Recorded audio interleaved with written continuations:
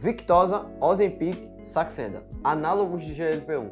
Um fármaco que vem sendo usado amplamente em todo o Brasil e especialmente alguns desses, e a gente vai bater em todas as teclas relacionadas a esse tipo de medicamento, estão autorizados para obesidade. E como a gente poderia dizer que a obesidade já se tornou uma pandemia há bastante tempo, uma epidemia, como vocês queiram, as pessoas têm usado bastante esse medicamento e nós, como nutricionistas, precisamos entender de fato como é que ele age no organismo, quais são os pontos que eles podem ajudar, quais são os pontos que eles podem piorar. Pois é, acredite, ele pode piorar. E diferente do que muita gente pensa, os análogos de GLP-1 eles reduzem a fome, mas essa não é a sua principal função. O que é que a gente precisa entender? Análogos. Sempre que a gente ouvir que um fármaco ele é análogo a, ele age similar a. Ele vai se ligar nos receptores de tal. Então, semaglutida, que é o Ozempic, ou liraglutida, que é o Saxenda, a única diferença dos dois um é a aplicação diária, a meia-vida da droga é menor, você precisa repor a droga no corpo a cada 24 horas, e o outro, a meia-vida é maior, para quem vai fazer mais extenso e tem mais segurança. Mais segurança não é a palavra correta. Na verdade, é mais estudos com o Ozempic quando a gente fala de obesidade. E o Ozempic você pode usar por um pouco mais de tempo. Mas beleza, o que é que a gente precisa entender? Olha bem isso aí que vai aparecer na tela de vocês.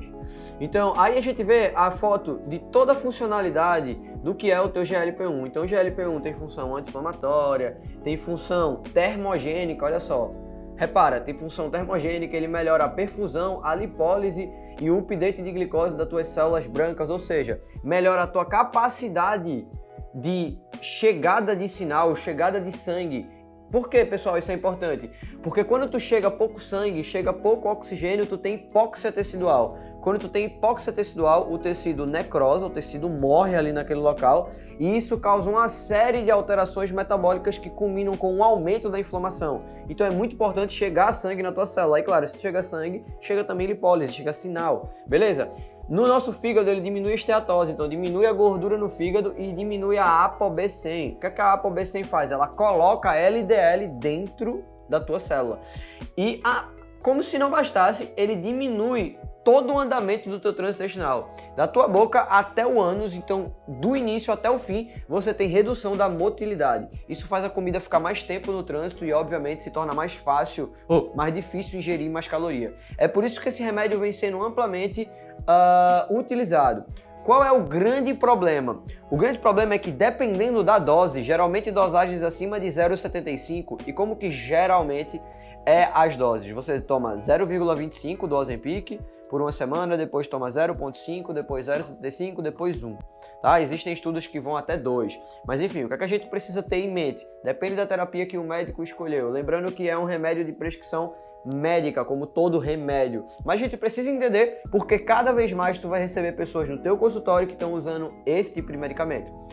As principais queixas são constipação ou diarreia, dificuldade no consumo de água, dificuldade no consumo de calorias. Pois é, imagina só. Imagina que o teu paciente ele gasta 1.500 calorias por dia. E o gasto total dele ali vai chegar em 2.200.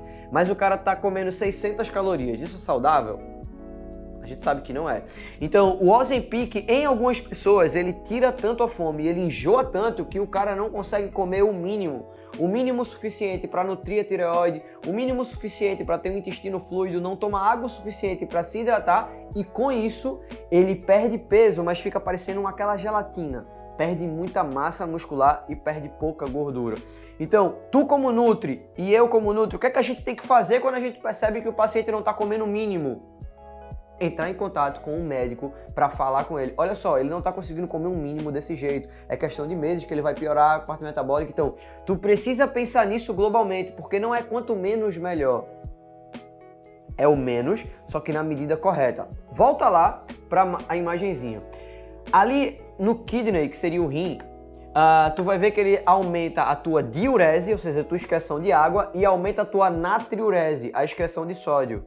Tu tem que ter muito cuidado, porque tu vai receber muito paciente achando que tá tendo hipoglicemia, quando na verdade ele tá tendo hipotensão. Ele está com um problema relacionado à pressão arterial, porque o remédio ele também é antihipertensivo, apesar de ser formulado para obesidade e para diabetes, ele também é antihipertensivo.